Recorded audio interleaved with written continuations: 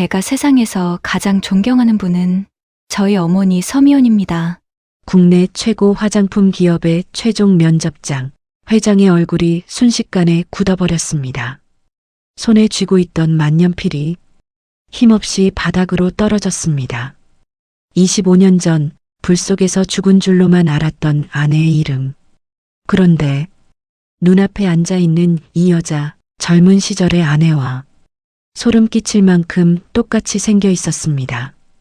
그리고 그 순간 25년 동안 감춰져 있던 진실이 조금씩 드러나기 시작했습니다. 영상 시작 전에 구독과 좋아요 눌러주시고 어디서 듣고 계신지 알려주세요. 그곳에 행복이 찾아가길 바라겠습니다. 25년 전 늦은 겨울이었습니다.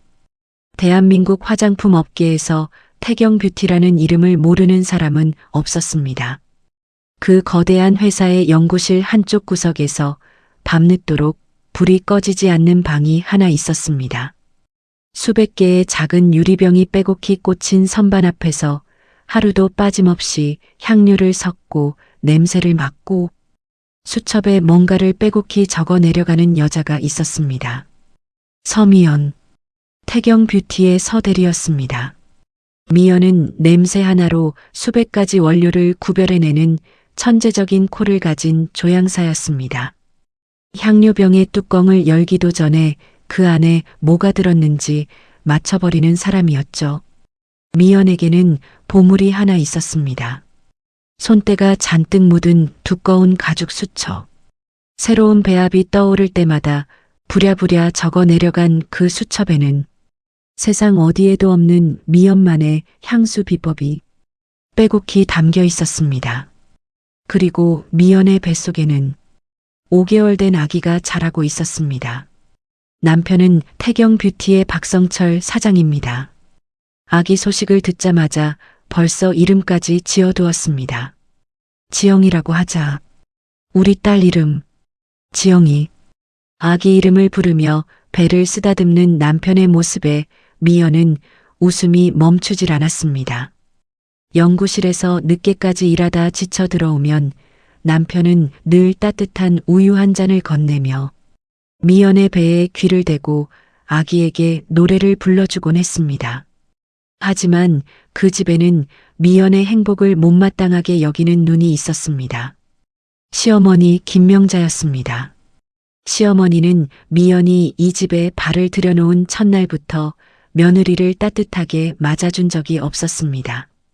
재벌가 안방에 가난한 집구석 딸이 들어왔다는 것 자체가 시어머니의 자존심을 갈기갈기 찢어놓았기 때문입니다. 며느리가 웃을 때마다 배알이 뒤틀렸고 아들이 아내 편을 들 때마다 관자놀이가 욱신거렸습니다. 게다가 시누이가 있었습니다. 남편의 여동생 박영미.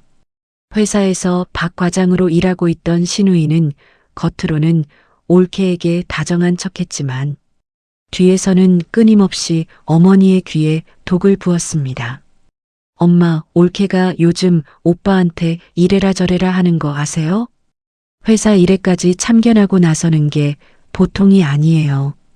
저러다 이 회사 통째로 빼앗기는 거예요. 영미가 곱게 차린 얼굴로 어머니 곁에 바짝 붙어 앉아 속삭일 때마다 명자의 눈빛은 한층 더 차갑게 가라앉았습니다. 사실 미연은 회사 일에 참견한 적이 한 번도 없었습니다. 그저 묵묵히 자기 연구실에서 향수를 만들었을 뿐이었습니다. 하지만 거짓말이란 것이 그렇습니다. 매일 듣다 보면 진짜처럼 들리기 시작합니다. 시어머니의 머릿속에서 며느리는 이미 가문의 재산을 노리고 들어온 가난뱅이 년이 되어 있었습니다. 그리고 그의 겨울 운명의 밤이 찾아왔습니다. 남편 성철이 해외 바이어 미팅을 위해 급히 출장을 떠나야 했습니다. 비행기를 타기 전 남편은 미연의 불룩한 배를 조심스럽게 쓸어내리며 말했습니다. 일주일이면 돌아올 거야. 몸조리 잘하고 있어. 우리 지영이한테도 아빠가 금방 온다고 전해줘. 미연은 웃으며 고개를 끄덕였습니다. 일주일. 고작 일주일이었습니다. 그 짧은 시간 동안 자기 인생이 송두리째 뒤집어질 거라고는 꿈에도 생각하지 못했습니다. 남편이 떠난 그날 밤이었습니다. 밤 11시가 넘은 시각. 미연은 연구실에서 마지막 실험을 정리하고 있었습니다. 은방울꽃에서 추출한 향료를 유리 비커에 한 방울 떨어뜨리고 코끝에 가져다 대는 순간이었습니다. 복도 저쪽에서 무언가 타는 퀴퀴한 냄새가 미연의 코를 찔렀습니다. 미연은 고개를 들었습니다. 복도 끝에서 시뻘건 불빛이 일렁이고 있었습니다. 처음에는 눈을 의심했습니다. 하지만 코를 찌르는 연기 냄새는 점점 짙어졌고 불빛은 눈 깜짝할 사이에 천장까지 치솟았습니다. 불이다. 미연은 벌떡 일어나 문을 열려고 했지만 손잡이가 이미 뜨거워서 잡을 수가 없었습니다. 연기가 문틈 사이로 밀려들어와 폐를 짓눌렀습니다. 숨을 쉴 수가 없었습니다. 미연은 기침을 하며 바닥에 엎드렸습니다.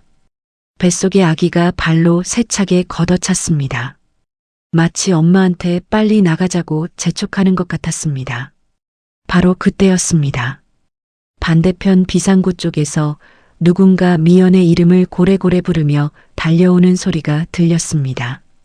서대리님, 서대리님, 어디 계세요? 야간 경비를 서고 있던 최 아저씨였습니다. 그는 불길을 뚫고 들어와 바닥에 엎드려 있는 미연을 발견하고는 화들짝 놀라 미연의 팔을 잡아 일으켰습니다. 빨리 나가야 합니다. 박 과장님이 연구실 쪽에 불을 지른 것 같아요. 제가 기름통 옮기는 걸 봤습니다. 박 과장? 신우이 영미였습니다. 그 이름을 듣는 순간 미연의 머릿속이 하얗게 비었습니다. 다리에 힘이 빠져 주저앉을 것 같았지만 뱃속의 아기가 또 한 번 세차게 걷어찼습니다. 미연은 이를 악물었습니다. 최 아저씨가 미연의 팔을 잡아 끌며 비상구 쪽으로 뛰었습니다. 복도 천장에서 불붙은 자재 조각이 우수수 떨어졌습니다. 미연은 두 손으로 배를 감싸 안은 채 몸을 낮추고 달렸습니다. 비상구 문을 밀치고 나오는 순간이었습니다. 천장에서 불붙은 합판 조각이 쏟아져 내렸습니다. 최 아저씨가 미연을 밀어내며 소리쳤습니다. 조심하세요. 미연은 앞으로 고꾸라지며 간신히 바깥으로 빠져나왔습니다. 하지만 떨어진 합판에 불이 옮겨 붙으며 오른쪽 다리와 왼쪽 팔에 불길이 닿았습니다. 살가죽이 타들어가는 냄새가 자기 몸에서 나고 있다는 걸 깨달은 순간 미연은 차마 입 밖으로 내지 못할 비명을 삼켰습니다. 소리를 지르면 뱃속 아이가 놀랄 것 같았기 때문입니다. 최 아저씨가 자기 외투를 벗어 미연의 다리와 팔에 덮으며 불을 껐습니다. 타들어간 살 위로 차가운 밤바람이 스쳐 지나갈 때 미연은 눈앞이 하얘지는 고통을 느꼈습니다. 하지만 울지 않았습니다. 이를 꽉 깨물고 벌벌 떠는 두 손으로 배를 감싸 안았습니다. 아기는 무사했습니다. 최 아저씨가 미연을 부축하며 건물 뒤쪽으로 데려가 벤치에 앉혔습니다. 멀리서 소방차 사이렌 소리가 들려오고 있었습니다. 최 아저씨는 미연의 얼굴을 보며 낮은 목소리로 말했습니다. 서대리님, 이건 사고가 아닙니다. 제가 분명히 봤어요. 박 과장님이 기름통을 들고 연구실 쪽으로 가는 걸 회장님하고 전화 통화를 하면서요. 그 말을 듣는 순간 미연의 온몸에 소름이 돋았습니다.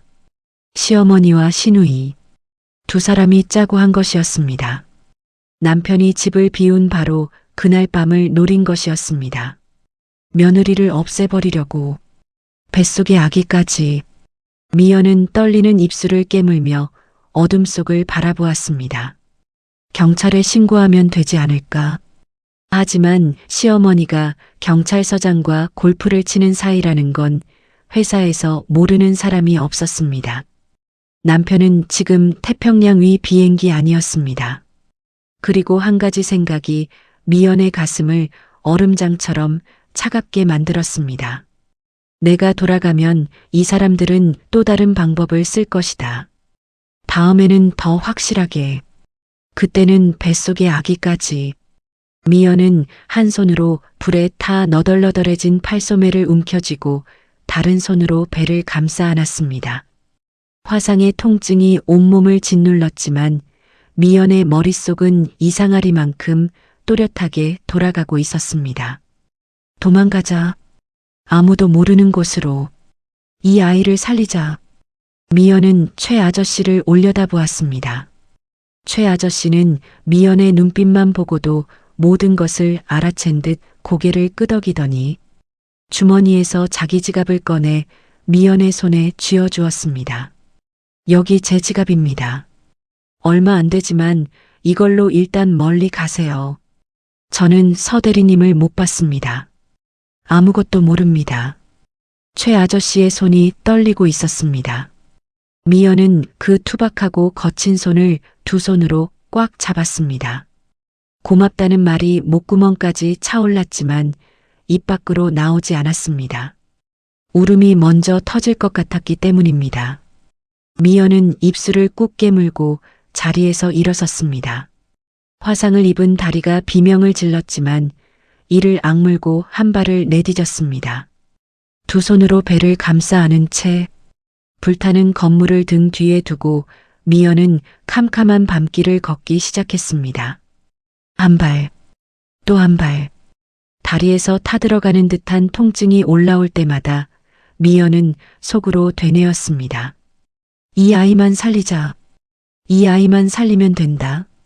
소방차의 사이렌 소리가 점점 멀어지고 남편과 함께했던 시간들이 하나씩 어둠 속으로 가라앉을 때까지 미연은 절뚝거리며 걸었습니다.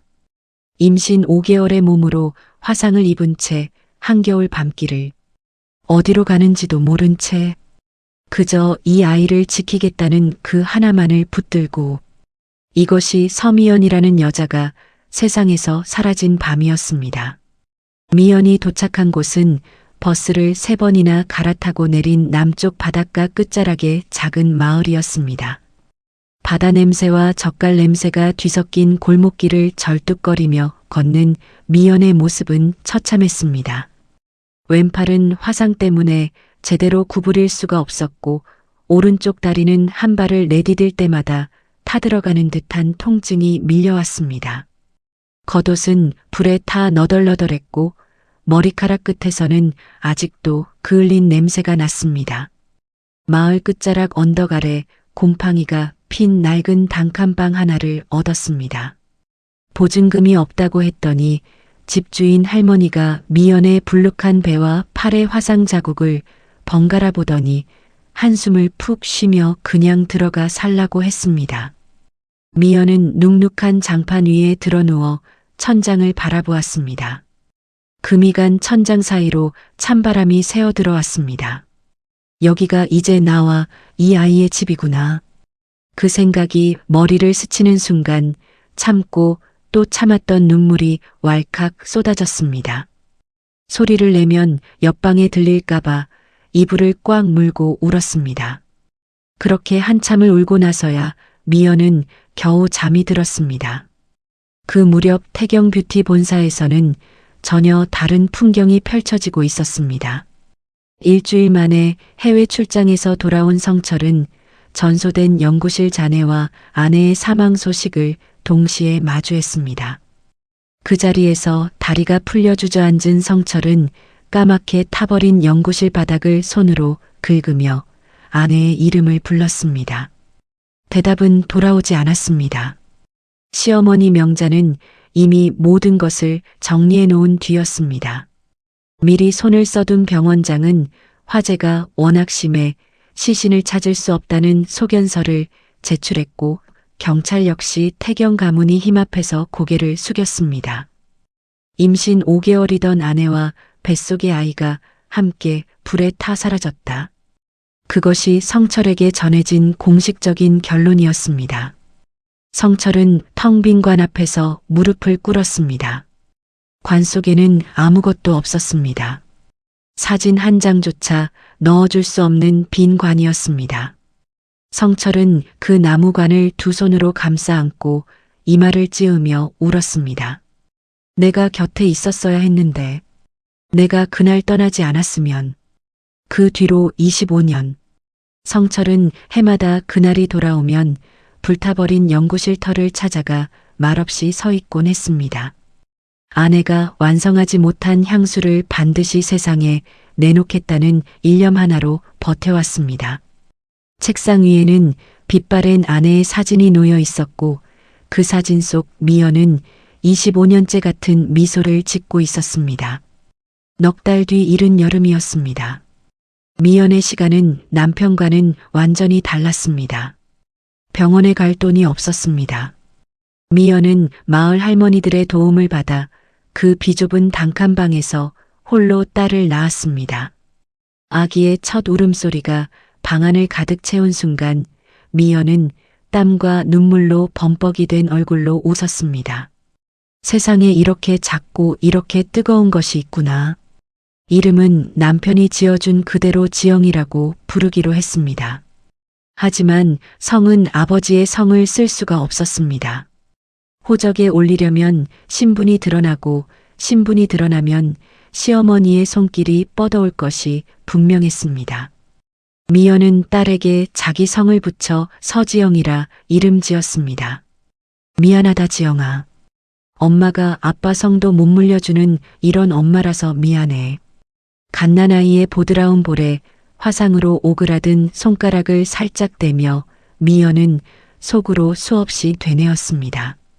시골 장터 한쪽 구석에 낡은 천막을 치고 작은 공방을 차렸습니다.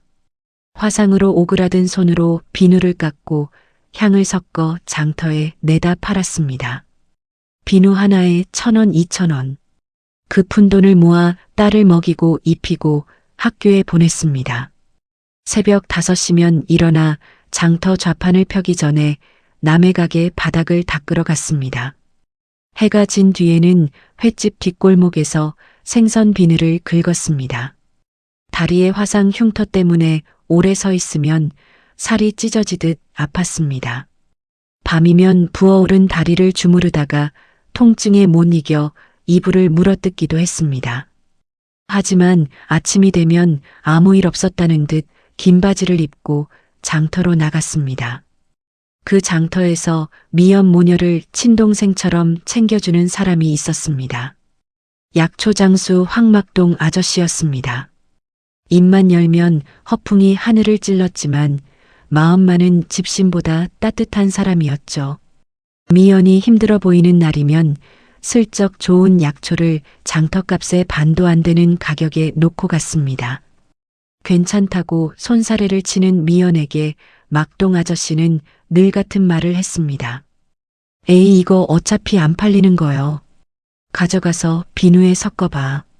지리산에서도 못 구하는 특급인디 그냥 버리긴 아깝잖여. 뻔한 거짓말인 걸 미연도 알고 있었습니다. 하지만 그 투박한 거짓말이 얼마나 따뜻한지도 알고 있었습니다. 지영이가 무럭무럭 자랐습니다. 찢어지게 가난하고 춥고 배고픈 환경 속에서도 지영이는 투정 한 번 없이 맑고 씩씩하게 자라났습니다. 비싼 화장품을 사달라거나 예쁜 옷을 해달라고 떼를 쓰는 법이 없었습니다. 오히려 밤늦게 파김치가 되어 돌아온 엄마의 퉁퉁 부은 다리를 고사리 같은 작은 손으로 꾹꾹 주물러주는 속 깊은 아이였습니다. 엄마 나 나중에 어른 되면 세상에서 제일 좋은 향수 만들어줄게. 엄마 흉터에 발라도 안 아프고 향기만 나는 그런 거. 그래서 우리 엄마 평생 아프지 않게 해줄게. 그 말을 듣는 순간 하루 종일 쪼그려 앉아 바닥을 닦느라 뻣뻣하게 굳은 미연의 허리가 스르 펴지는 것 같았습니다. 통증이 사라진 건 아니었습니다.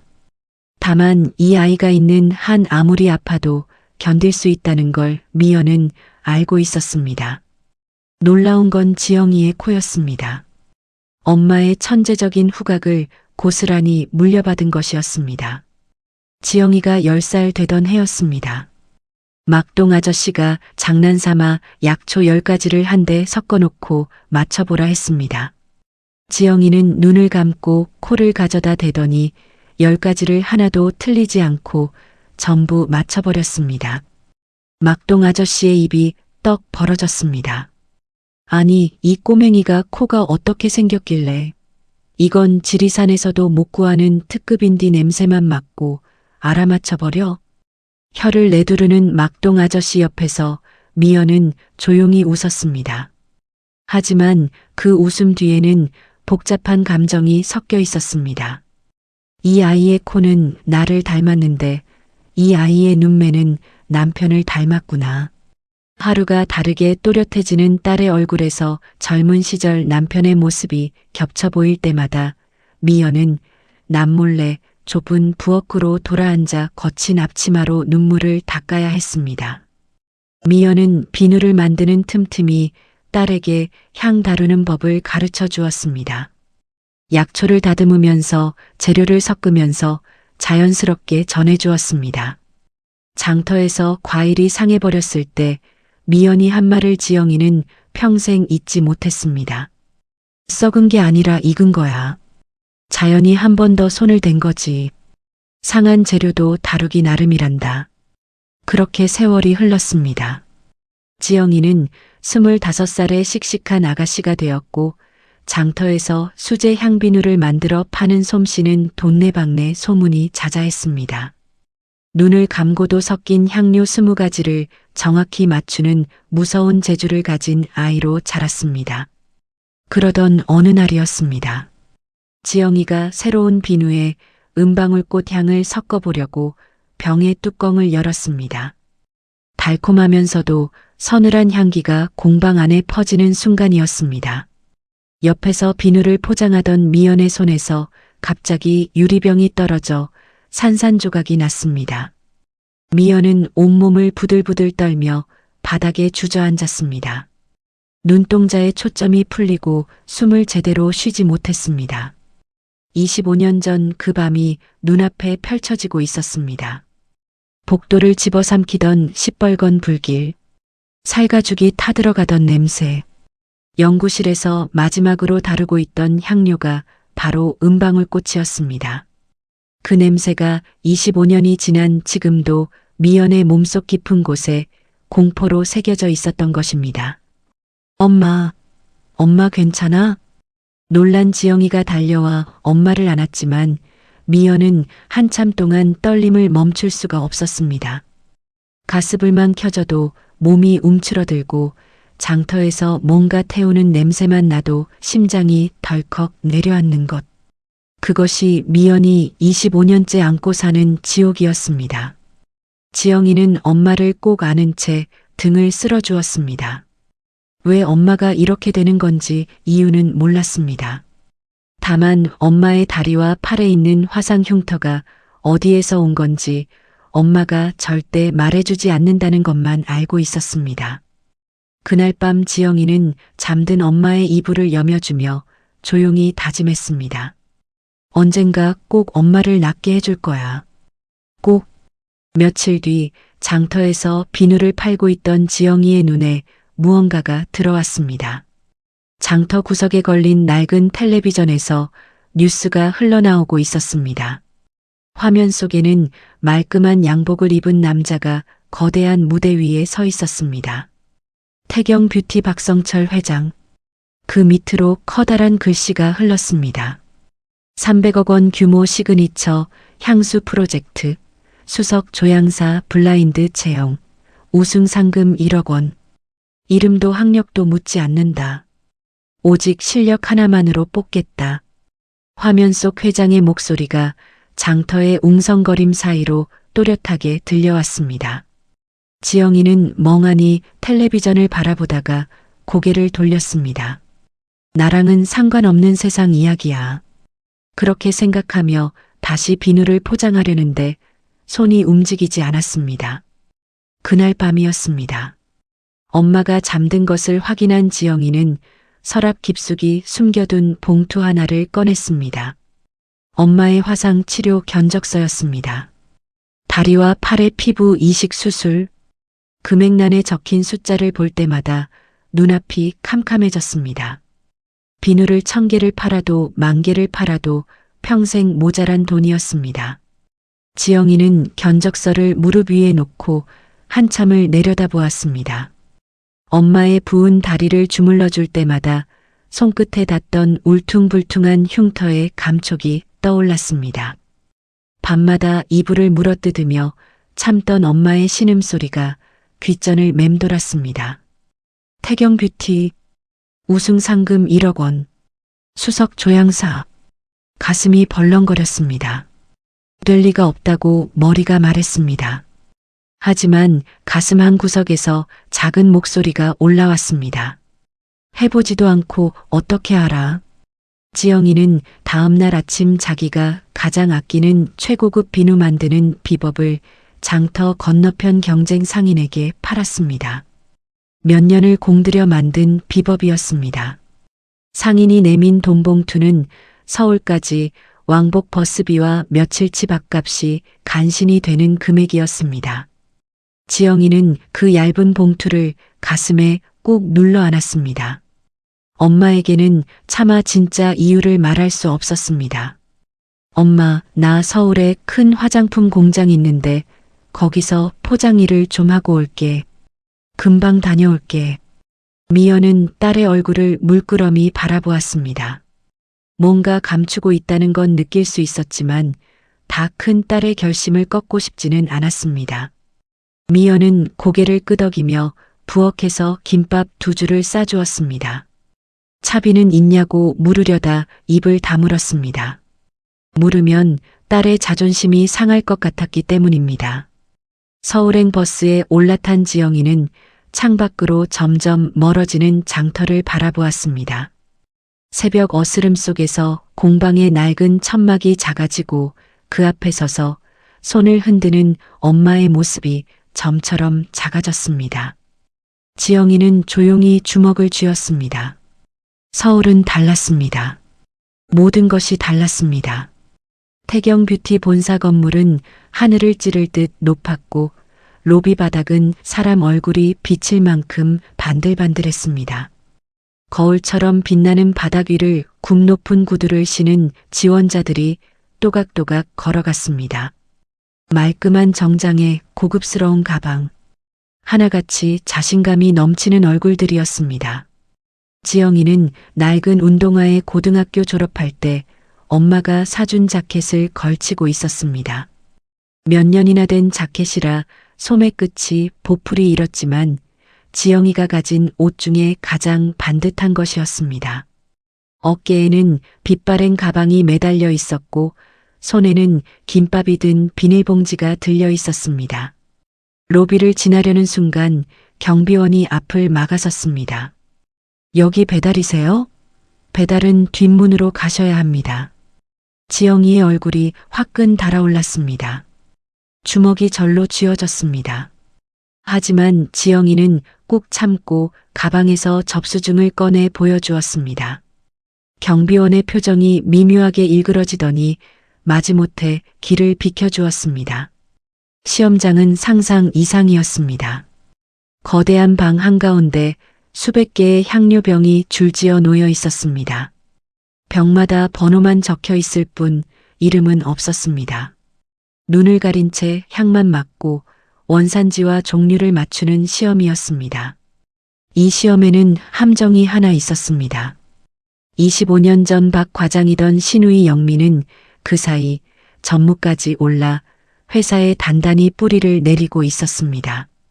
영민은 심사위원 2명을 매수해서 자기 딸 선미의 자리에만 향료병 뚜껑에 정답이 적힌 작은 스티커를 붙여놓았습니다.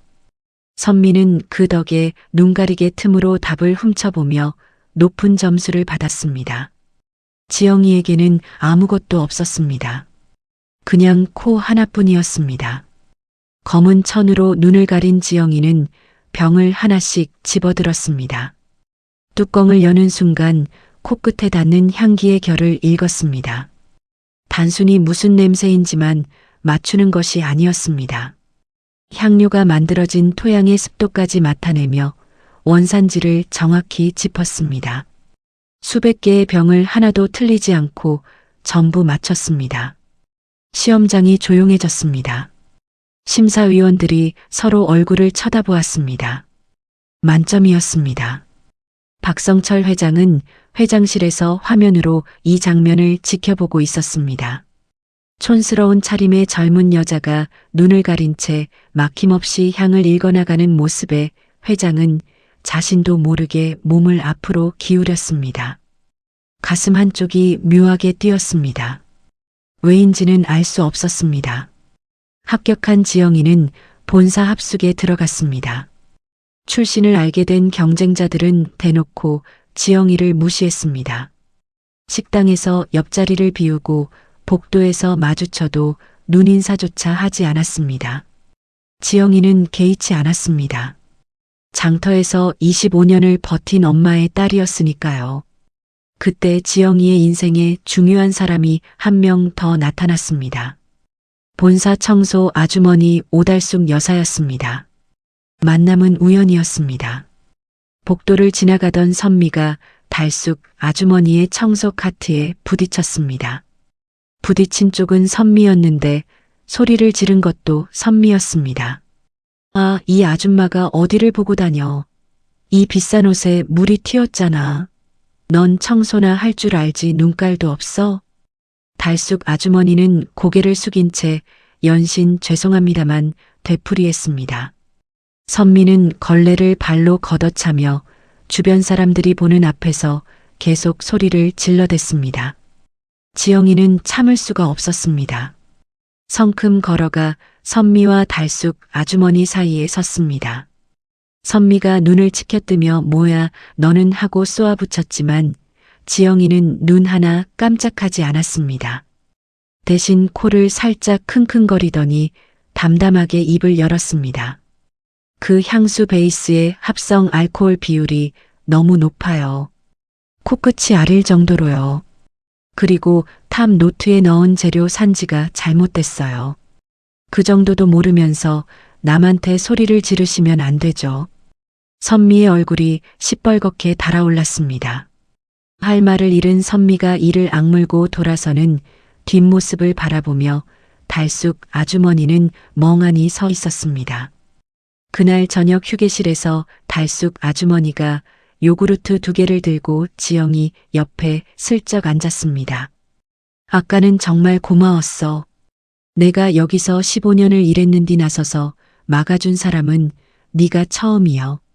달숙 아주머니는 요구르트 빨대를 꽂아 하나를 건네며 목소리를 낮췄습니다. 근디 조심여. 저 선미라는 년은 보통이 아니여. 저 기집애 향수에서 독한 쇳내가 나니까. 저거 다 빽발이여. 저 위에 엄마가 전무거든. 달숙 아주머니의 찰진 사투리에 지영이는 빵 터졌습니다. 한참을 웃다 보니 서울에 올라온 뒤 처음으로 마음이 풀어지는 것을 느꼈습니다. 이날부터 달숙 아주머니는 지영이의 든든한 편이 되었습니다. 합숙 둘째 날 밤이었습니다. 달숙 아주머니는 야간 청소 당번을 서다가 수상한 장면을 목격했습니다. 밤 10시가 넘은 시각 비어 있어야 할 임원 대기실에서 불빛이 새어나오고 있었습니다. 문틈으로 살짝 들여다보니 전무영미와 딸 선미가 마주 앉아 무언가를 주고받고 있었습니다. 영미의 손에는 불에 그을린 자국이 있는 낡은 가죽 뭉치 같은 것이 들려 있었습니다. 달숙 아주머니는 직감적으로 뭔가 수상하다는 걸 느꼈습니다.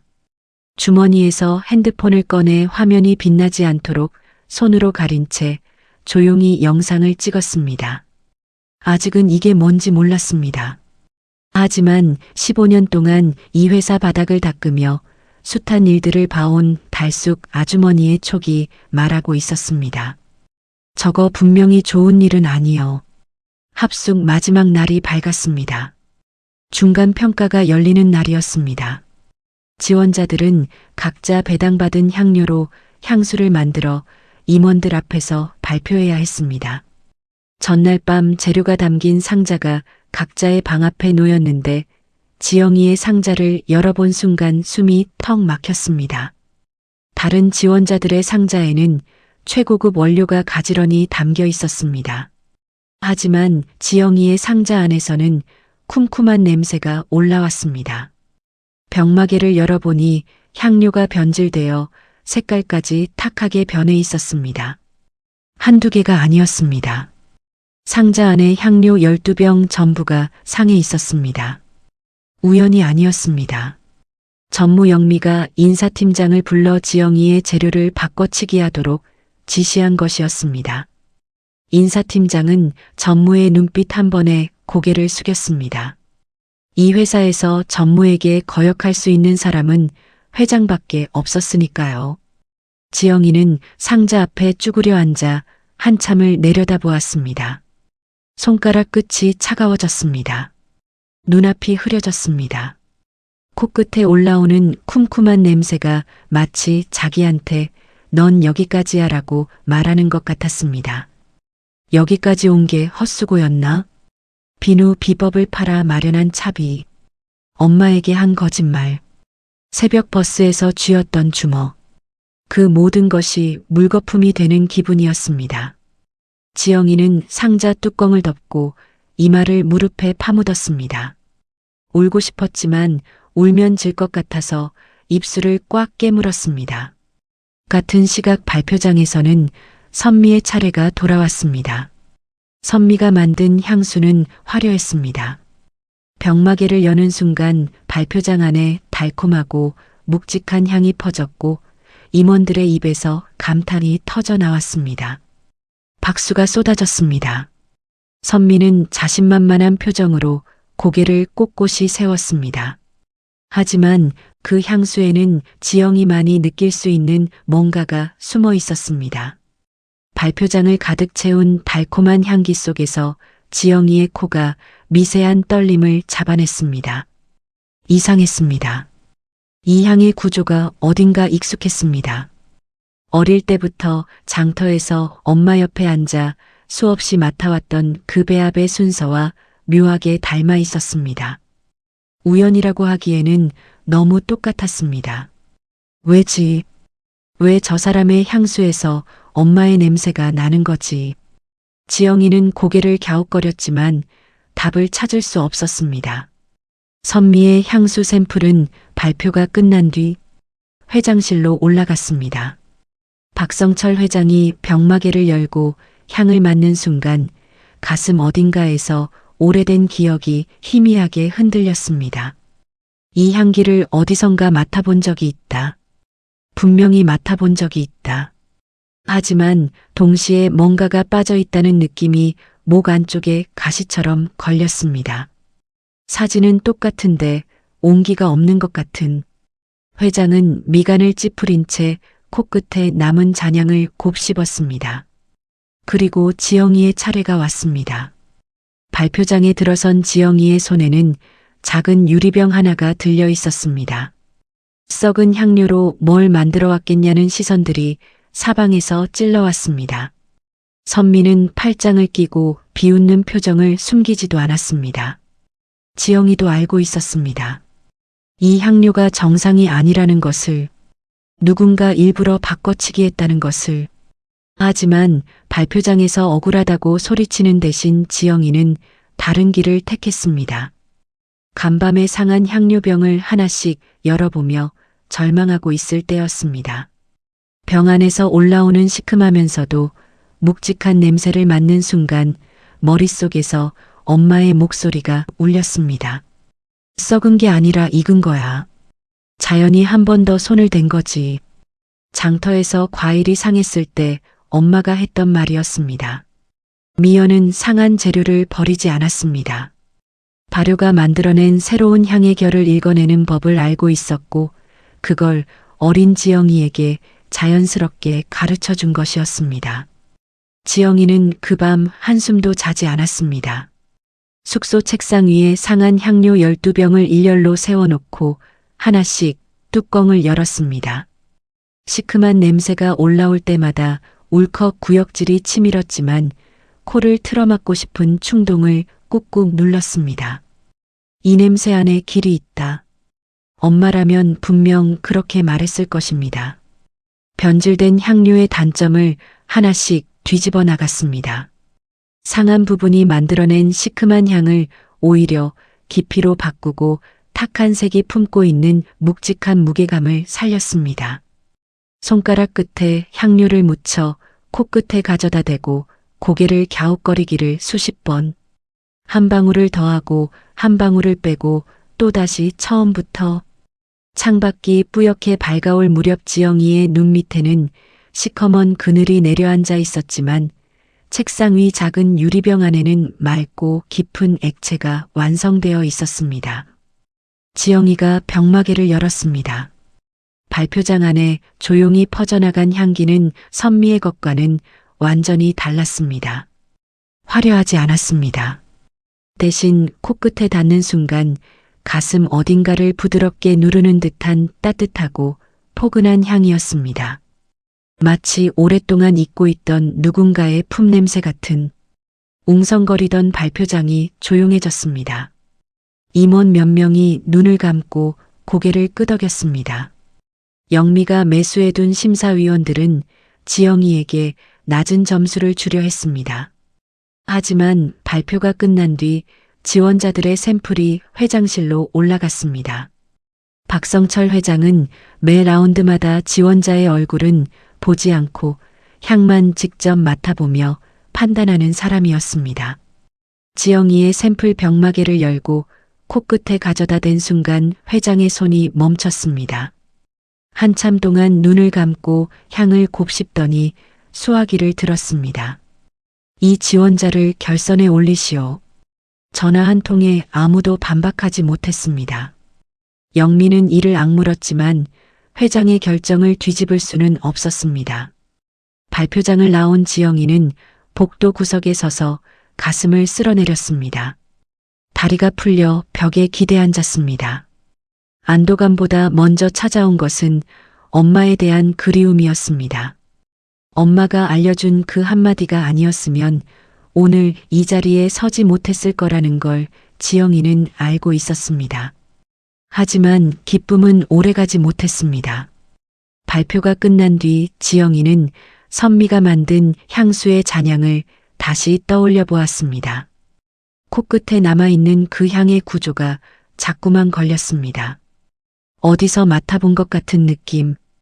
엄마가 비누를 만들 때 쓰던 배합의 순서와 놀랍도록 닮아 있었습니다. 우연이라고 하기에는 너무 똑같았습니다. 그리고 한 가지가 더 코에 걸렸습니다. 선미의 향수 안에 은방울꽃 추출물과 합성 재료가 만나면서 생기는 미세한 반응이 제대로 처리되지 않은 채 남아 있었습니다.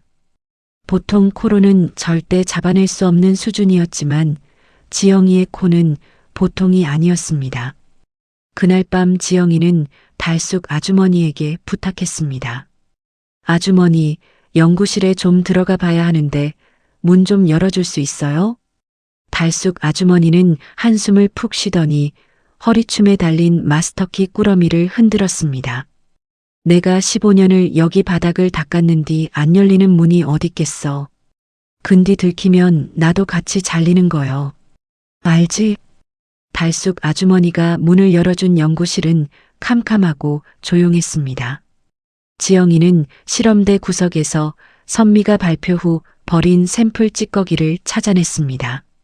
형광등도 켜지 못한 채 핸드폰 불빛에 의지하며 코를 가까이 대고 한 겹 한 겹 향의 구조를 벗겨나갔습니다. 심장이 점점 빠르게 뛰었습니다. 벗겨낼수록 익숙한 구조가 드러났기 때문입니다. 분석이 끝났을 때 지영이의 얼굴은 하얗게 질려 있었습니다. 이 향수가 이대로 세상에 나가면 쓰는 사람의 피부가 심하게 상할 수 있었습니다.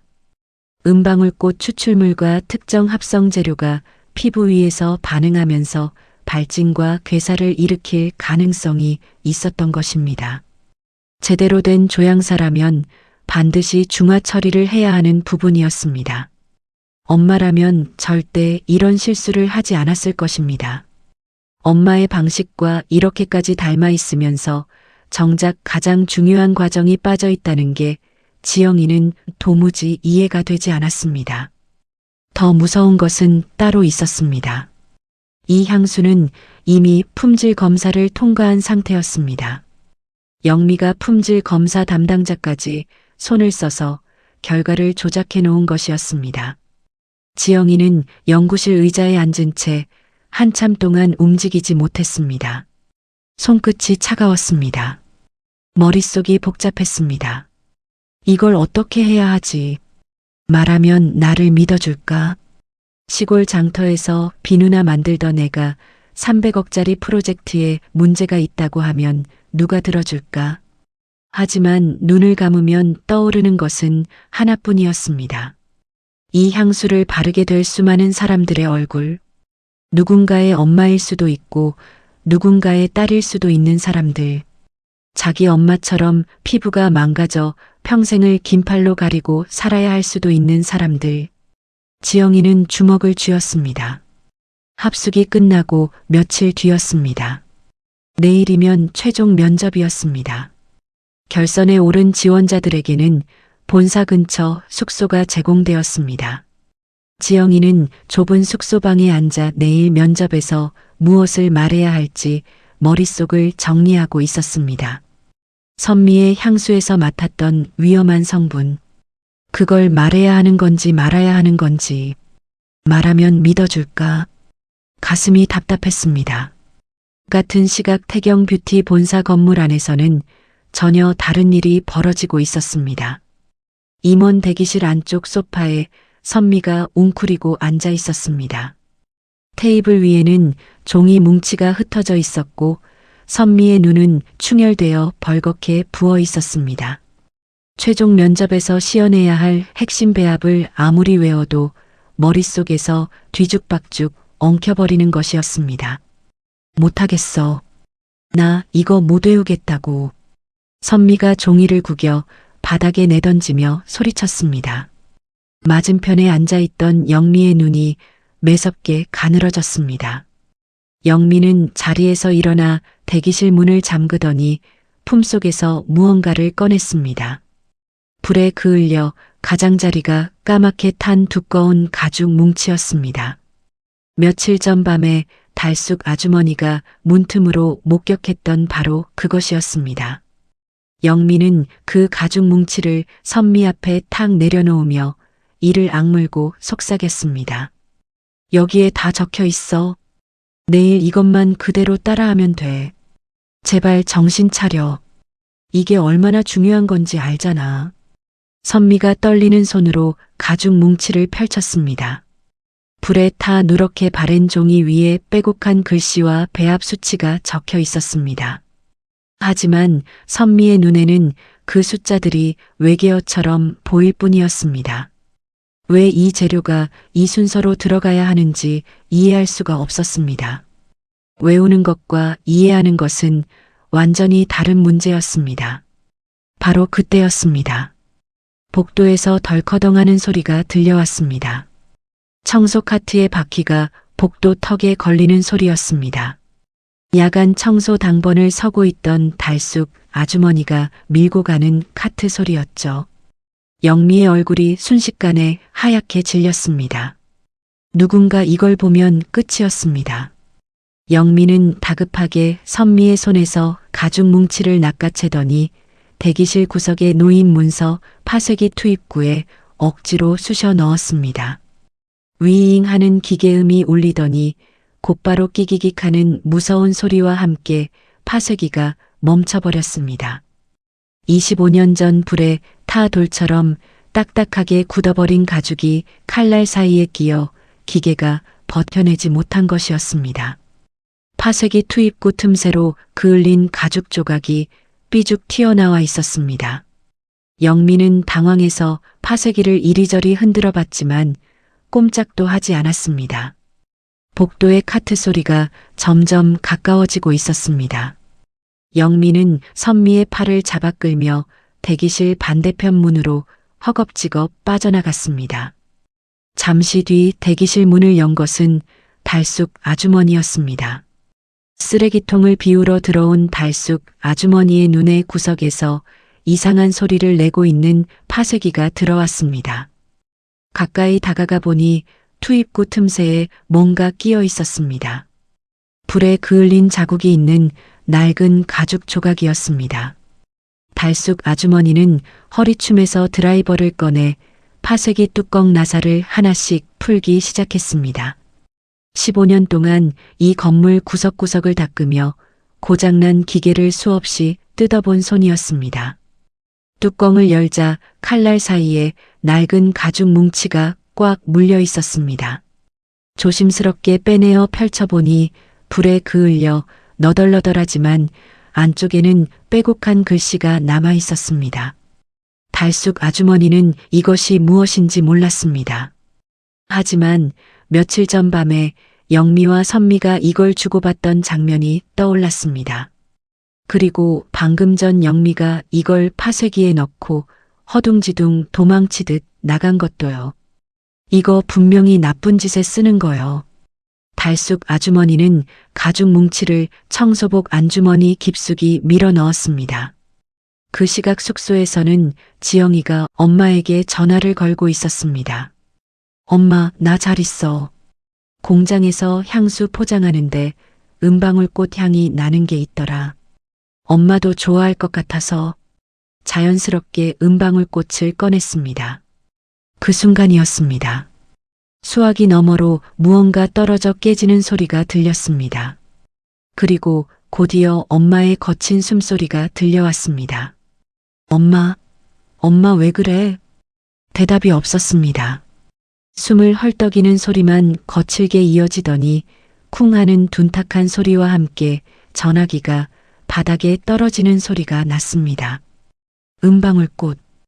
25년 전 불타던 연구실에서 마지막으로 맡았던 그 냄새의 이름을 듣는 것만으로도 미연의 몸이 25년 전 그 밤으로 끌려간 것이었습니다. 지영이의 심장이 바닥으로 떨어지는 것 같았습니다. 엄마 대답 좀 해. 엄마. 수화기 너머로 허둥지둥 뛰어오는 발소리가 들리더니 익숙한 목소리가 터져나왔습니다. 막동 아저씨였습니다. 지영아, 내 엄마가 쓰러졌어. 지금 정신을 잃었어. 빨리 와. 지영이의 손에서 전화기가 미끄러질 뻔했습니다. 온몸의 피가 한꺼번에 빠져나가는 느낌이었습니다. 얼굴이 새하얗게 질렸습니다. 지영이는 전화를 끊자마자 벌떡 일어나 옷장을 열었습니다. 면접 따위 아무래도 좋았습니다. 엄마가 쓰러졌는데 여기에 앉아 있을 수가 없었습니다. 떨리는 손으로 옷을 끌어당기고 가방에 쑤셔 넣기 시작했습니다. 내일 버스 첫 차를 타면 오후에는 도착할 수 있을 것이었습니다. 가방 지퍼를 잠그려는데 눈물이 주르르 흘러내려 손등을 적셨습니다. 그때 방문을 두드리는 소리가 났습니다. 문을 열자 달숙 아주머니가 서 있었습니다. 야간 청소를 마치고 숙소 쪽을 지나가다 지영이의 방에 불이 켜져 있는 것을 보고 온 것이었습니다. 달숙 아주머니는 눈물범벅이 된 지영이의 얼굴과 반쯤 싼 가방을 번갈아 보더니 방 안으로 들어와 문을 닫았습니다. 지영이가 울먹이며 사정을 이야기했습니다. 엄마가 쓰러졌다고. 내일 면접을 포기하고 내려가겠다고. 달숙 아주머니는 한참 동안 아무 말 없이 지영이의 이야기를 들었습니다. 그리고 지영이의 가방 위에 놓인 떨리는 손을 꽉 잡았습니다. 지영아, 내 마음 나도 안다. 나도 자식 키우는 엄마니까. 근디 잘 생각해봐. 내가 여기서 도망치면 내 엄마 수술비는 누가 벌어? 내 엄마가 다리 아픈 거 참으면서 25년을 새벽부터 밤까지 바닥 닦고 비늘 긁은 게 뭐 때문에 그런 줄 알아? 다 너 때문에 그런 거요. 내가 잘 되는 거. 그게 내 엄마가 25년을 버틴 이유야. 근디 네가 여기서 짐 싸들고 내려가 버리면 내 엄마가 뭐라 하겠어. 그걸 기뻐하겠어? 달숙 아주머니의 목소리가 떨리고 있었습니다. 지영이는 가방을 잡은 손에 힘이 풀려가는 것을 느꼈습니다. 머릿속에 엄마의 얼굴이 떠올랐습니다. 새벽마다 부은 다리를 이끌고 장터로 나가는 엄마의 뒷모습, 밤마다 이불을 물어뜯으며 참던 엄마의 신음소리, 그러면서도 단 한 번도 힘들다는 말을 하지 않았던 엄마. 지영이는 가방을 내려놓았습니다. 그리고 밤새 울었습니다. 소리를 죽여가며 베개에 얼굴을 파묻고 울었습니다. 엄마가 걱정되어서, 엄마 곁에 가지 못하는 자신이 원망스러워서, 그러면서도 내일 면접장에 서야 한다는 것을 알고 있어서 동이 트기 시작했습니다. 지영이는 부은 눈을 찬물로 씻고 거울 앞에 섰습니다.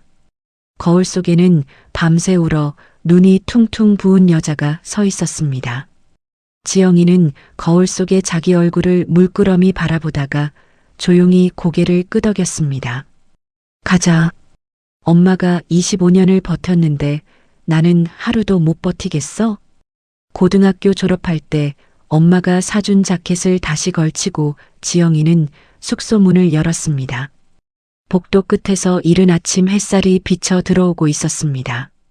지영이는 깊이 숨을 들이마시고 최종 면접장을 향해 한 발을 내디뎠습니다. 태경뷰티 본사 최상층이었습니다.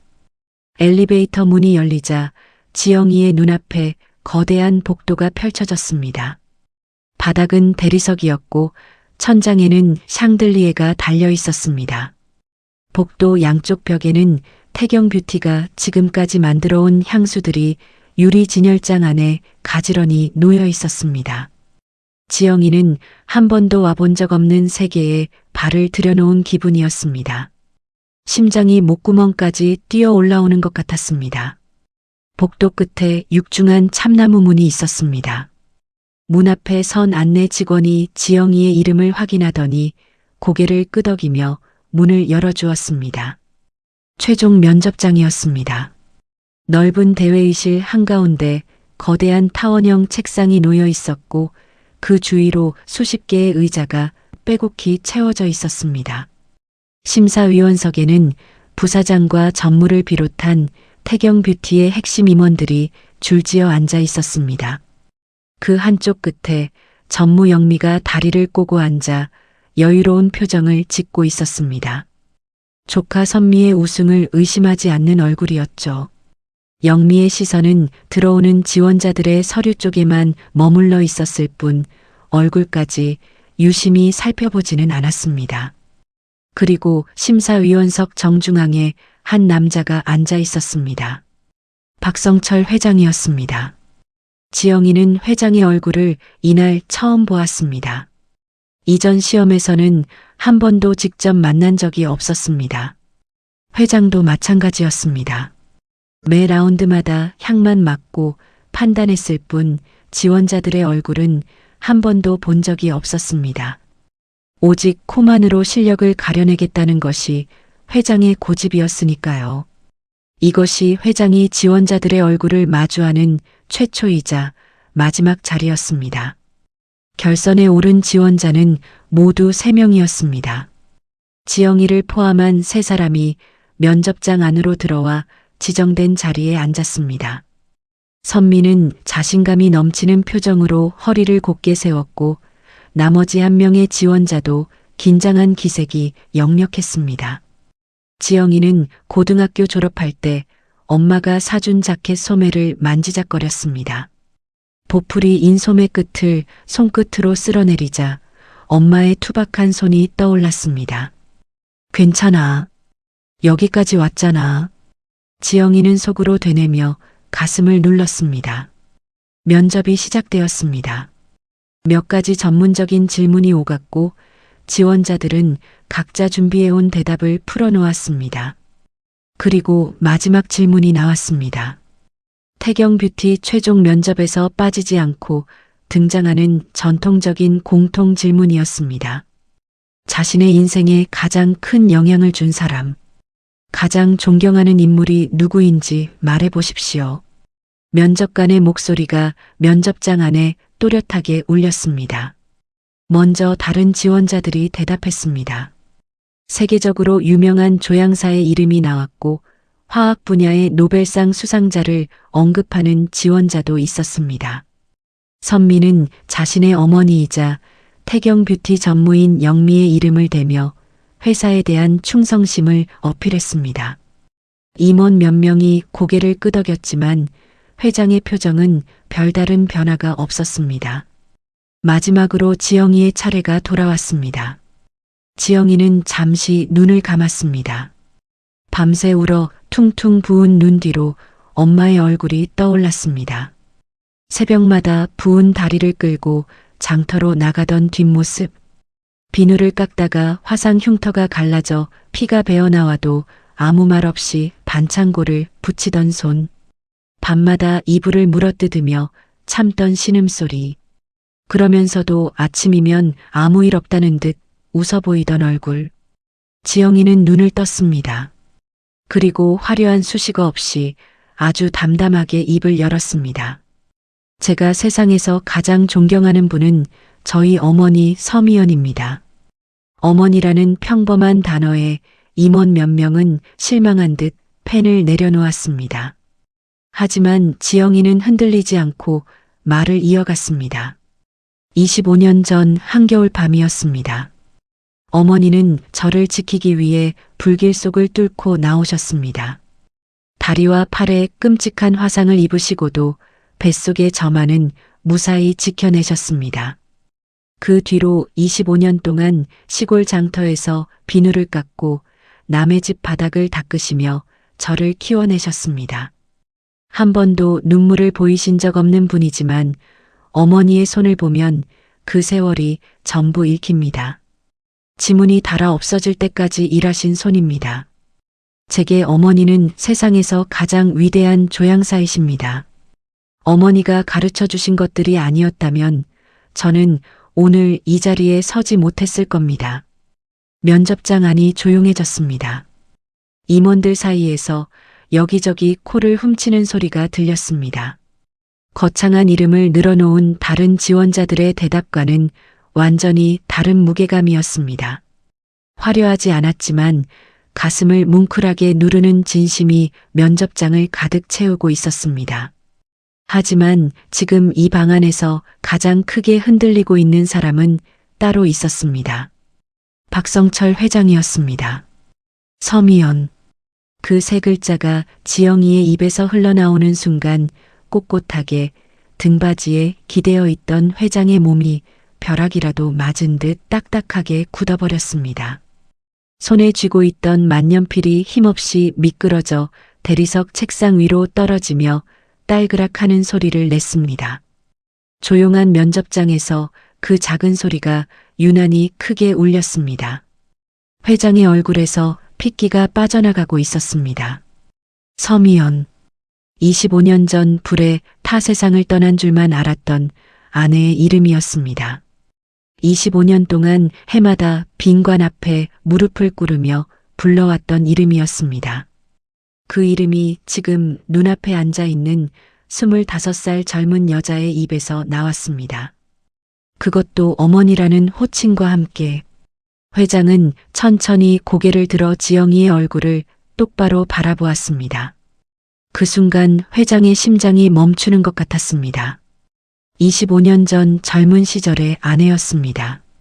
반듯한 눈매, 시원하게 뻗은 콧날, 무언가에 집중할 때 미간을 살짝 찌푸리는 사소한 습관까지 한치의 틀림도 없이 똑같은 얼굴이 지금 이 면접장에 살아서 앉아 있었습니다.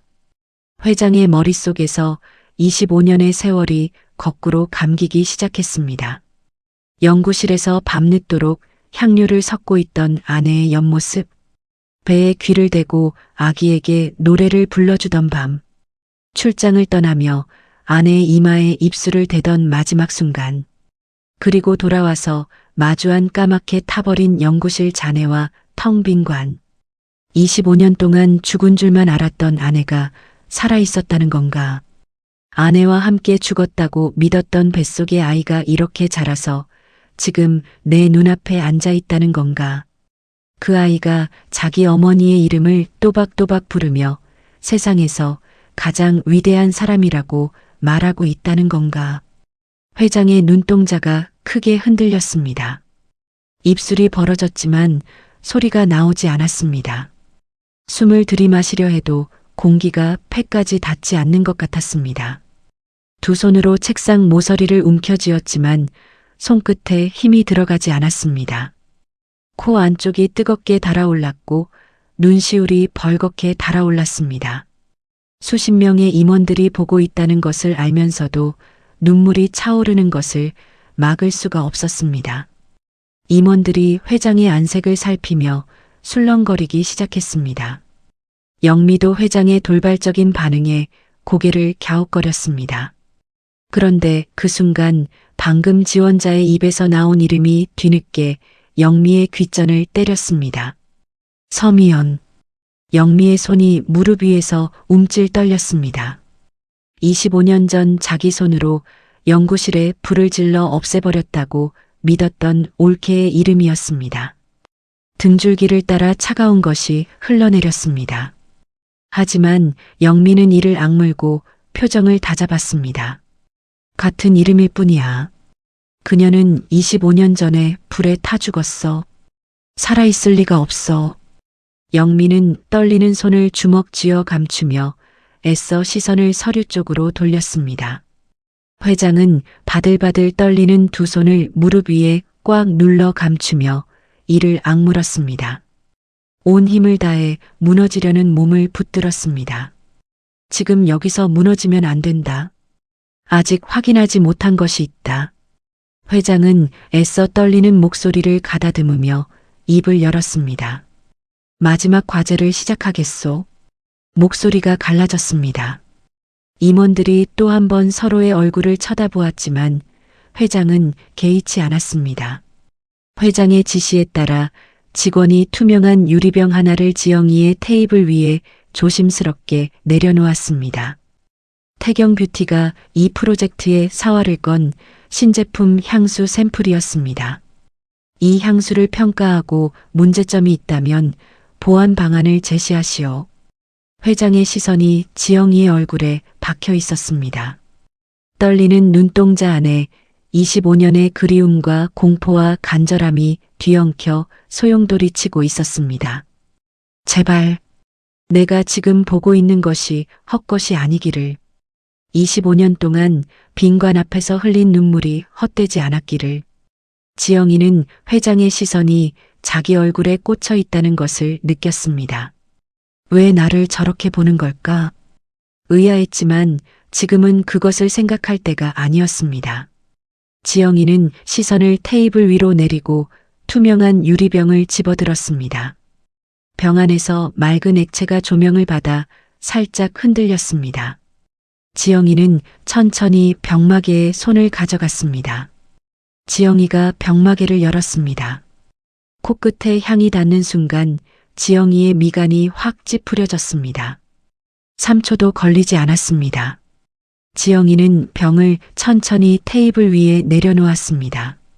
며칠 전 밤 달숙 아주머니와 함께 몰래 분석했던 그 결과가 머릿속에 선명하게 남아있었기 때문입니다. 면접장 안이 조용했습니다. 선미는 팔짱을 끼고 여유로운 표정을 짓고 있었습니다. 임원들의 시선이 지영이에게 쏠려 있었습니다. 지영이는 자리에서 천천히 일어섰습니다. 가슴이 세차게 뛰었습니다. 시골 장터에서 비누나 만들던 자기가 이 거대한 회사의 임원들 앞에서 이런 말을 해도 되는 건지, 아무도 안 믿어주면 어떡하지? 말하는 순간 쫓겨나는 건 아닐까? 두려움이 목구멍까지 차올랐습니다. 자켓 소매 끝의 보풀을 손끝으로 만지작거렸습니다. 엄마가 사준 자켓이었습니다. 그 순간 엄마의 얼굴이 떠올랐습니다.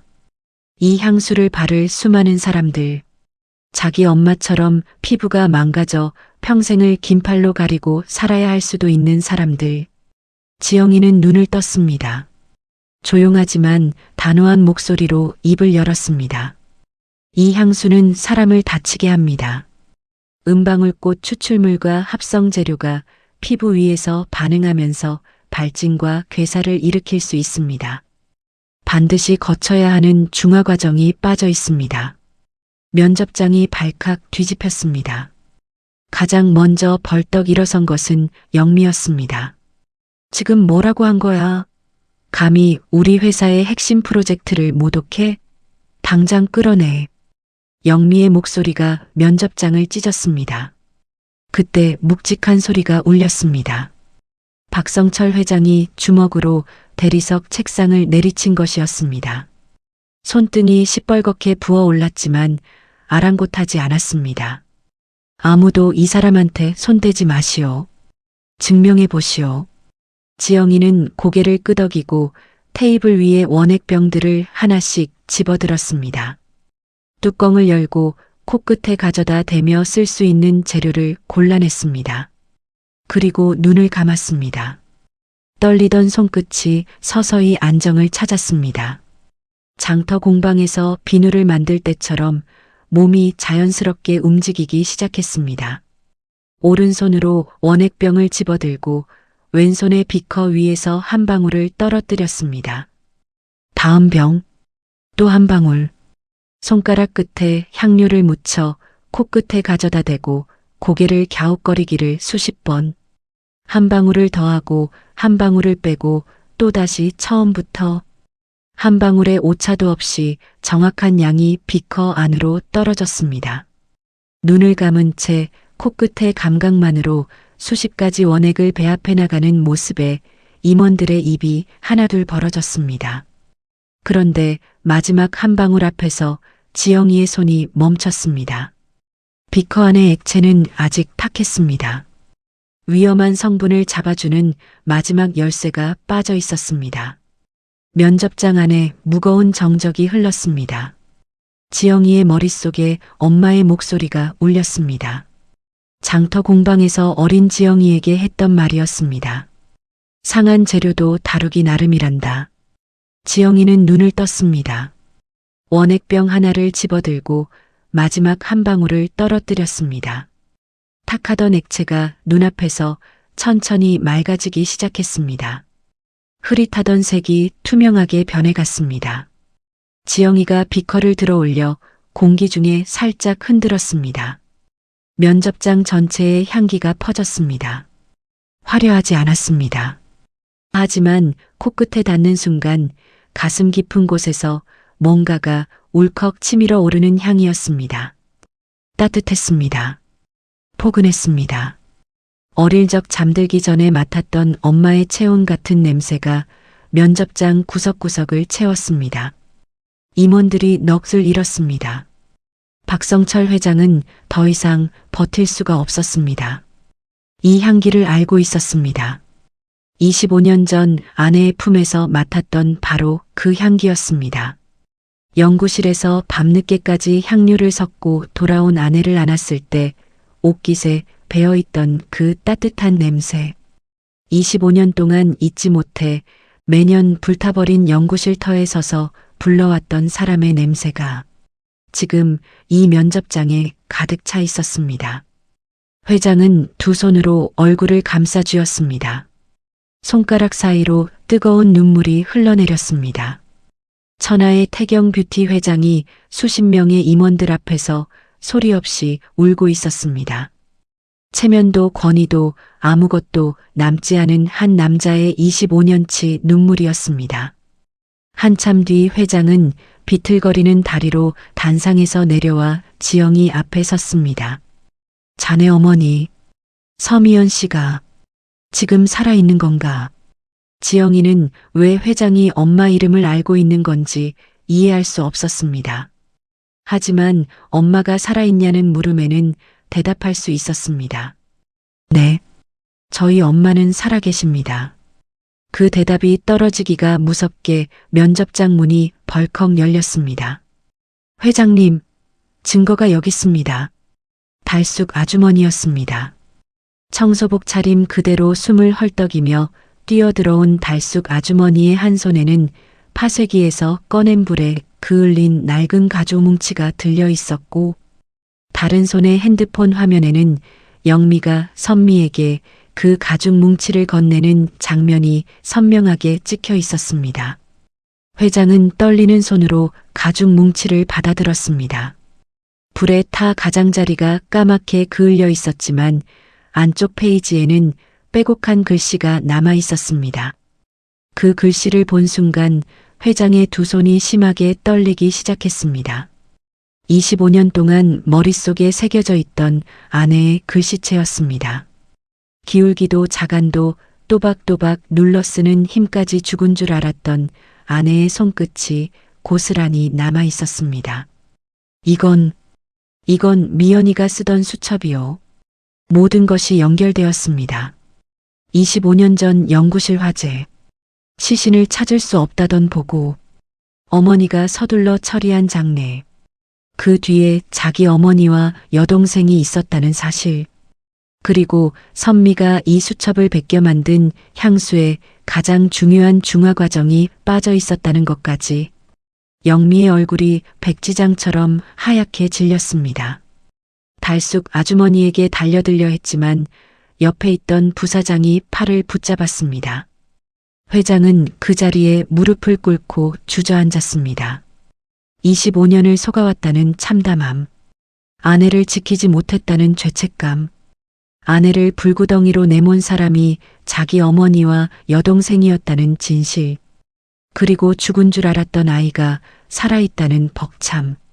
25년치 감정이 짐승 같은 울음이 되어 터져나왔습니다.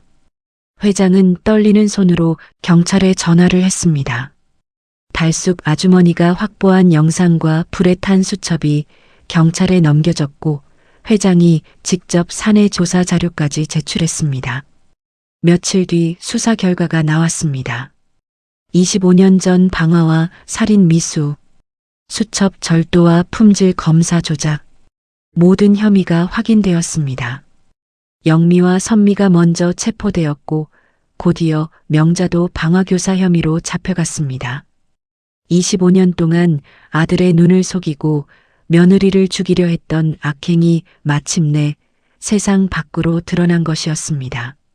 면접장에는 바닥에 주저앉아 오열하는 회장과 그 앞에 멍하니 서 있는 지영이만이 남았습니다. 왜 회장이 엄마 이름을 알고 있는 건지, 왜 이 사람이 엄마의 수첩을 보고 우는 건지 아직 이해할 수 없었습니다. 다만 이 남자의 울음이 진심이라는 것만은 느낄 수 있었습니다. 지영이는 바닥에 주저앉아 우는 회장 앞에 조심스럽게 쭈그려 앉았습니다. 무슨 말을 해야 할지 몰랐습니다. 그저 거칠게 들썩이는 회장의 어깨를 물끄러미 바라보고 있었습니다. 면접장 안에는 지영이가 만든 따뜻한 향기가 아직 남아 있었습니다. 25년 전 사라졌던 엄마의 냄새가 이 거대한 빌딩의 꼭대기층을 조용히 감싸고 있었습니다. 그날 저녁이었습니다. 태경 뷰티 본사 지하 주차장에서 박성철 회장은 비서에게 말했습니다. 오늘은 혼자 가겠소. 아무도 따라오지 마시오. 비서가 당황해서 말렸지만 회장은 고개를 저었습니다. 회장은 직접 운전석에 앉았습니다. 그리고 면접장 로비에서 멍하니 서 있던 지영이를 찾아가 물었습니다. 자네 어머니가 어디에 계신지 나를 데려가 줄 수 있겠나? 지영이는 아직도 이 상황이 이해되지 않았습니다. 왜 이 사람이 엄마를 찾는 건지, 왜 엄마 이름을 듣고 울었는지. 하지만 회장의 충혈된 눈 안에 담긴 것이 거짓이 아니라는 건 느낄 수 있었습니다. 지영이는 조수석에 탔습니다. 검은색 고급 세단이 서울을 빠져나갔습니다. 고속도로를 달리고 국도를 타고 시골길로 접어들었습니다. 4시간이 넘는 거리였습니다. 그 긴 시간 동안 차 안에는 한마디도 오가지 않았습니다. 회장은 핸들을 잡은 손에 힘을 주고 앞만 바라보았습니다. 하고 싶은 말이 너무 많아서 오히려 아무 말도 할 수 없는 사람의 얼굴이었습니다. 지영이는 조수석에 앉아 창밖을 바라보았습니다. 도시의 불빛이 사라지고 논밭이 펼쳐지고 바다 냄새가 스며들기 시작할 무렵이었습니다. 한참을 달리던 회장이 갑자기 차를 갓길에 세웠습니다. 핸들을 잡은 손이 떨리고 있었습니다. 한참 동안 앞만 바라보던 회장이 갈라지는 목소리로 입을 열었습니다. 나는 당신 어머니의 남편입니다. 25년 전에 당신 어머니가 뱃속 아이와 함께 불에 타 돌아가신 줄로만 알고 살았습니다. 그 아이가 당신이었습니다. 지영이의 머릿속이 하얗게 비었습니다. 심장이 멈추는 것 같았습니다. 엄마가 단 한 번도 말해주지 않았던 아빠, 이름도 얼굴도 몰랐던 아빠, 장터에서 다른 아이들이 아빠 손을 잡고 걸어가는 것을 볼 때마다 모른 척 고개를 돌려야 했던 그 아빠가 지금 운전석에 앉아 울고 있었습니다. 지영이는 한참 동안 아무 말도 하지 못했습니다. 그러다 떨리는 목소리로 한마디만 물었습니다. 그럼 엄마가 도망친 건 아버지 때문이에요? 내 어머니와 내 여동생이 한 짓입니다. 나는 아무것도 몰랐습니다. 그게 내 죄입니다. 차 안이 다시 조용해졌습니다. 지영이는 창밖을 바라보며 소리 없이 눈물을 흘렸습니다. 회장은 젖은 눈으로 다시 차를 출발시켰습니다. 장터 골목으로 접어들자 고급 세단은 비좁은 길에 겨우 끼어 들어갔습니다. 엔진 소리에 놀란 동네 개가 지저댔습니다. 공방 앞에 차가 멈추자 어둠 속에서 누군가 후다닥 뛰어나왔습니다. 막동 아저씨였습니다. 손에 호미를 들고 있었습니다. 누구요? 이 밤중에 우리 미연이한테 빚받으러 온 거면 나부터 넘어가. 막동 아저씨는 호미를 치켜들고 세단 앞을 가로막았습니다. 허풍은 세지만 마음은 따뜻한 이 아저씨는 25년 동안 미연 모녀의 유일한 울타리였습니다. 빚쟁이든 누구든 미연이한테 해코지하려는 놈은 자기가 먼저 막아서겠다는 기세였습니다. 차 문이 열리고 지영이가 내렸습니다. 얼굴이 눈물범벅이었습니다. 삼촌, 괜찮아. 이분이 우리 아빠야. 막동 아저씨의 손에서 호미가 떨어졌습니다. 입이 떡 벌어진 채 말을 잇지 못했습니다. 그 뒤로 세단에서 내린 성철의 모습을 보았습니다. 말끔한 양복이 구겨져 있었고 눈은 벌겋게 부어 있었습니다. 재벌 회장의 위험 같은 것은 어디에도 없었습니다. 그저 아내를 찾아온 한 남자의 모습이었습니다. 공방 안쪽 방에서 희미한 불빛이 새어나오고 있었습니다. 성철은 낡은 나무 문 앞에 섰습니다. 손을 올려 문을 두드리려 했지만 손가락 끝이 나무에 닿기도 전에 멈췄습니다. 이 문 뒤에 25년 동안 죽은 줄만 알았던 아내가 있다는 것. 그 사실 하나가 성철의 온몸을 얼어붙게 만들었습니다. 무릎이 떨렸습니다. 숨이 막혔습니다. 지영이가 아버지 옆에 서서 조심스럽게 문을 열었습니다. 방 안에는 등을 돌리고 앉아있는 여자가 있었습니다. 긴팔 옷과 긴 바지로 다리와 팔의 화상 흉터를 가린 채 작은 등을 웅크리고 앉아 비누를 포장하고 있었습니다. 문이 열리는 소리에 고개를 돌린 미연의 눈에 먼저 들어온 것은 딸이었습니다. 지영아, 벌써 왔어? 일은 잘 됐. 말이 거기서 끊겼습니다. 딸 뒤에 서 있는 남자가 눈에 들어왔기 때문입니다. 25년이라는 세월이 흰머리와 주름을 만들어 놓았지만 미연은 단 한순간의 망설임도 없이 그 사람을 알아보았습니다. 남편이었습니다. 미연의 손에서 비누가 떨어졌습니다. 입술이 바들바들 떨렸습니다. 공포가 먼저 왔습니다. 25년 동안 쌓아온 공포. 시어머니가 보낸 것은 아닐까? 나를 찾아낸 것은 아닐까? 나를 다시 죽이려고 온 것은 아닐까? 미연은 본능적으로 몸을 뒤로 물렸습니다. 등이 벽에 닿았습니다. 더 이상 물러설 곳이 없었습니다. 25년 전 그 밤처럼 도망칠 곳이 없었습니다. 하지만 미연의 눈앞에 선 남편의 모습은 25년 전과 달랐습니다. 위풍당당하게 회사를 이끌던 젊은 사장의 모습은 어디에도 없었습니다. 흰머리가 성성하고 눈은 벌겋게 부어 있고 양복은 구겨질 대로 구겨져 있었습니다. 그 남자가 미연을 보는 눈빛에는 위협이 아니라 참담함이 가득 차 있었습니다. 성철은 그 자리에 무릎을 꿇었습니다. 딱딱한 방바닥 위로 양복 바지 무릎이 꺾이며 둔탁한 소리가 났습니다. 25년 동안 천하의 태경뷰티 회장으로 살아온 남자가 곰팡이 핀 시골 단칸방 바닥에 이마를 찧었습니다. 미연아, 내가 미안하다. 당신과 우리 아이가 이 험한 세상에서 살아있는 줄도 모르고 나 혼자 당신을 사지로 내몬 어머니를 모시고 살았소. 내가 눈이 멀었던 바보였소. 목소리가 갈라지고 끊어졌습니다. 바닥에 이마를 대고 통곡하는 남편의 등이 거칠게 들썩였습니다. 흰머리가 성성한 머리가 차가운 방바닥에 닿을 때마다 미연의 가슴 속에서 돌덩이처럼 단단하게 맺혀있던 25년의 원망이 금이 가기 시작했습니다. 이 사람도 몰랐구나. 이 사람도 속았구나. 나처럼 이 사람도 25년을 혼자 아파하고 있었구나. 미연은 바들바들 떨리는 손을 뻗어 남편의 흰머리를 조심스럽게 쓸어내렸습니다. 화상으로 오그라든 손가락이 남편의 머리카락에 닿는 순간 25년 동안 꾹꾹 눌러 담아왔던 것이 한꺼번에 터졌습니다. 미연은 25년 만에 처음으로 소리내어 울었습니다. 장터에서도 울지 않았습니다. 밤에 다리가 아파 이불을 물어뜯을 때도 울지 않았습니다. 딸 앞에서는 절대 눈물을 보이지 않았습니다.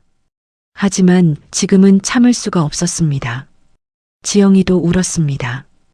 방바닥에 주저앉아 엄마와 아빠를 번갈아 보며 펑펑 울었습니다. 태어나서 한 번도 본 적 없는 아빠였습니다. 이름도 얼굴도 몰랐던 아빠였습니다. 장터에서 다른 아이들이 아빠 손을 잡고 걸어가는 것을 볼 때마다 모른 척 고개를 돌려야 했던 지영이었습니다. 그 아빠가 지금 엄마 앞에 무릎을 꿇고 울고 있었습니다. 세 사람이 서로를 부둥켜 안았습니다. 좁고 낡은 방 안에서 25년의 원망과 외로움과 그리움이 눈물로 씻겨 내려가고 있었습니다. 아무 말도 하지 않았습니다. 말이 필요 없었습니다. 서로의 체온을 느끼는 것만으로 25년의 빈자리가 천천히 채워지고 있었습니다. 문 밖에서는 막동 아저씨가 호미를 주워든 채로 눈물을 훔치고 있었습니다. 무너져 있던 가족이 마침내 다시 하나가 되는 순간이었습니다. 1년 뒤였습니다. 태경뷰티 본사 대강당. 수백 명의 관객이 자리를 채운 신제품 발표장의 무대 위에 한 여자가 서 있었습니다. 보풀인 자켓 대신 단정한 정장을 입고 있었지만 가슴팍에 달린 사원증에는 여전히 또박또박한 글씨로 수석 조향사 서지영이라고 적혀 있었습니다. 아무의 도움 없이 자기 실력만으로 이 자리에 선 것이었습니다. 지영이의 옆에는 화상 치료를 마친 엄마 미연이 앉아 있었습니다. 긴 팔로 가리던 팔에는 아직 흉터가 남아 있었지만 더 이상 감추지 않았습니다. 그 옆에 미연의 손을 꼭 잡고 앉은 성철이 있었습니다. 지영이가 마이크 앞에 섰습니다. 객석을 바라보았습니다. 저 멀리 뒷줄에 막동 아저씨와 달숙 아주머니가 나란히 앉아 있는 게 보였습니다. 막동 아저씨는 벌써부터 코를 훌쩍이고 있었고 달숙 아주머니는 손수건으로 눈가를 꾹꾹 누르고 있었습니다. 지영이는 한번 깊이 숨을 들이마시고 입을 열었습니다. 이 향수의 이름은 엄마의 향기입니다. 객석에서 박수가 터졌습니다. 미연은 딸의 뒷모습을 바라보며 25년 만에 두 번째로 소리내어 울었습니다. 이번에는 아프지 않은 눈물이었습니다. 창밖으로는 차가운 겨울이 물러가고 따뜻한 봄 기운이 세상을 포근하게 감싸 안고 있었습니다. 세상에서 가장 강한 사람은 주먹이 센 사람이 아니라 사랑하는 사람을 위해 끝까지 버티는 사람입니다. 오늘 이야기가 마음에 남으셨다면 구독과 좋아요 부탁드리고 가장 마음이 아팠던 장면이나 느끼신 점을 댓글로 남겨주세요. 감사합니다.